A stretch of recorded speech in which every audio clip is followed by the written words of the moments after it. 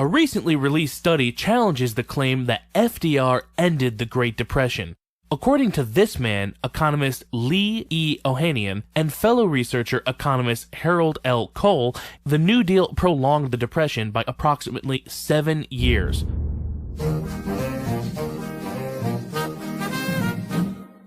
In their evaluation, they sought to observe how quickly FDR's New Deal gave Americans jobs, measured in hours of work and compared to other recessions in U.S. history. What they found was that specific legislation contributed to the abnormally slow recovery that would have otherwise been much quicker had such legislation not been enacted. For instance, the National Industrial Recovery Act, passed in 1933, which exempted industries from antitrust prosecution, allowing them and encouraging them to price fix amongst themselves, so long as they also agreed to collectively raise salaries.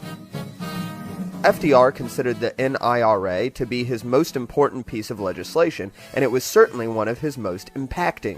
The NIRA established the bureaucracy known as the National Recovery Administration, the NRA, and FDR appointed General Hugh Johnson as the head of the administration. Despite the fact that many historians and defenders of FDR reject accusations that the New Deal resembled fascism, it is indisputable that NIRA was modeled after fascist economic policies. It was praised both by Hitler and Mussolini openly, and Mussolini specifically was admired by both Roosevelt and Johnson. Mussolini's system of cartels in Italy, known as cooperatives, were the basic model for the cartels established by NIRA, known as code authorities. Hugh Johnson even encouraged his employees to read a book called The Corporate State about fascist economics, which was written by an economist who also heavily influenced Mussolini. But that's just Mussolini, right? It's not like he was a bad guy. NIRA essentially gave the president executive power in crafting significant regulatory legislation for every industry in America. In most cases, this meant inviting the heads of major corporations to Washington, D.C. to craft regulations governing pricing, wages, and other requirements that may affect whether or not a business could expand. Historian Burton Folsom Jr. gives the example of the tire industry, whose regulations were designed through the collusion of Goodyear, Goodrich, and Firestone. These giant tire companies were able to set prices for the entire industry, even having them enforced on local small business competitors and shops selling used tires. The price for tires was fixed artificially high because the large companies, having brand recognition throughout the country, could attract customers despite higher prices. Local shops survived by undercutting their competitors. Carl Ferris of the Ferris Tire and Rubber Company in Ohio, which had over 1,000 employees, is an example of how NIRA price fixing hurt the consumer, small businesses, and destroyed jobs to benefit large corporations. Up to 1933, his company survived by undercutting its giant competitors, but after NIRA, they were no longer legally allowed to sell less expensive tires. This nearly drove Ferris out of business, and had NIRA been allowed to continue, it's likely that his company would not have survived. This was all an extension of FDR's prevailing vision at the time that the problem with the economy was that salaries needed to be artificially increased in order to increase consumption of goods. Ideas that clearly did not work. Instead, these policies promoted the creation of cartels, allowing corporations to extract more wealth from the populace without needing to innovate or increase productivity at all because they did not need to compete. It may have raised the pay for the few lucky ones that actually had jobs, but it did nothing to expand the economic pie for all the rest of the population.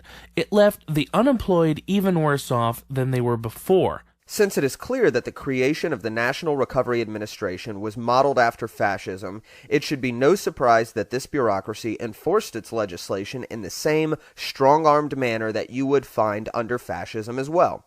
Supposedly, cooperation with NIRA was voluntary, and participating businesses got the government's Blue Eagle stamp of approval.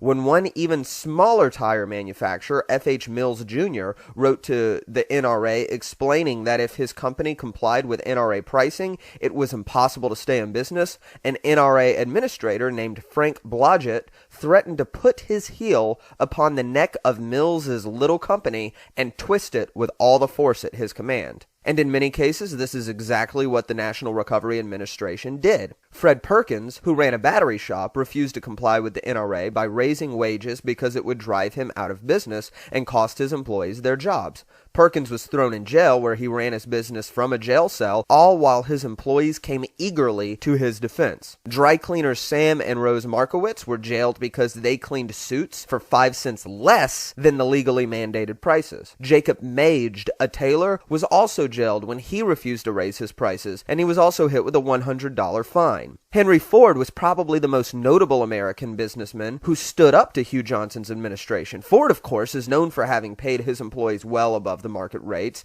without a government mandate, but the NRA was attempting to compel him to raise the price of his cars to meet the regulations crafted by his competitors. In the case of Ford, who was too high profile to throw in prison, Johnson simply took lucrative government contracts elsewhere. In one contract for 500 trucks for FDR's Civilian Conservation Corps, Ford offered the lowest bid out of all of his competitors, but the government instead spent more taxpayer dollars with another company merely to punish Ford. This was no secret either. Roosevelt openly asserted a government boycott for the Ford Motor Company for not complying with the NRA agreement. It should be obvious to even the most pro-New Deal historians that mandating higher prices in the middle of a recession will hurt the consumer, and mandating higher wages will hurt unemployment.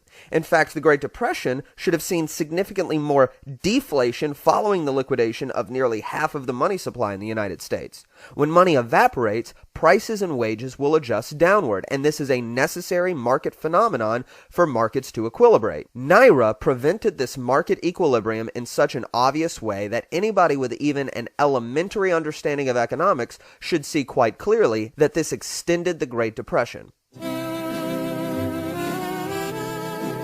And this act was found unconstitutional just 2 years later. The story of the Supreme Court case for NIRA is an interesting one. It came about due to the Schechter brothers, who sold kosher chickens in Brooklyn. Because they were being faced with the possibility of being fined or thrown in jail for violating NRA codes, they took a more proactive route than some of the previous examples and hired a legal team to defend them in court. Their case finally made it to the Supreme Court, and the NRA prosecutor accused the brothers of paying wages below the legal mandate, selling sick chickens, and, of all things, allowing their customers to choose what chicken they wanted to buy. The Schechters' lawyer, Joseph Heller, had to clarify the point repeatedly. He explained the NRA mandate, requiring that the customer not be permitted to select the chicken he wants, but instead, every customer must put his hand in the chicken coop when he buys from the slaughterhouse, and whichever chicken comes to his hand is the one he has to purchase. The transcript of the trial indicates that this explanation actually produced open laughter from the justices. It's important, however, to note that even though the Supreme Court found this unconstitutional only 2 years later, enforcing that judgment remained the job of the executive branch, headed by FDR, who, not so surprisingly, entirely disagreed with the court's ruling. So for many years afterwards, such deals were still allowed and encouraged.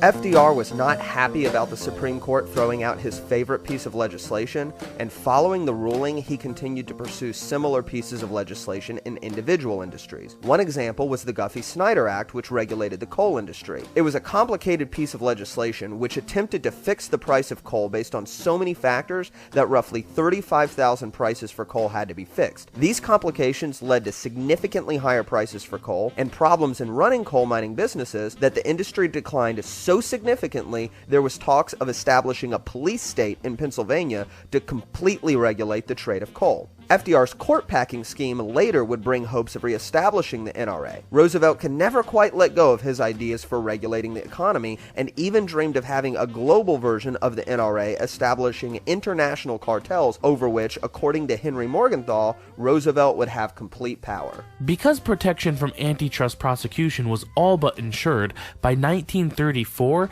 nearly 80% of private, non-agricultural employment had entered into these collective agreements called for under NIRA. Cole and Ohanian calculate that NIRA and its aftermath account for 60% of the weak recovery. Without these policies, they conclude the Depression would have ended in 1936 rather than ending around 1943. But that's only 7 years of struggling What difference does it make, right?